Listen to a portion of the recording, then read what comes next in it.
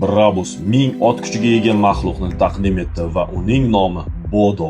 Bu $1 million turadigan san'at asari 5.2 litrli V12 dvigatel bilan jihozlangan. Unda na batareya va na gibrid element ham yo'q. Maksimal tezligi esa 360 km/s ni tashkil etadi.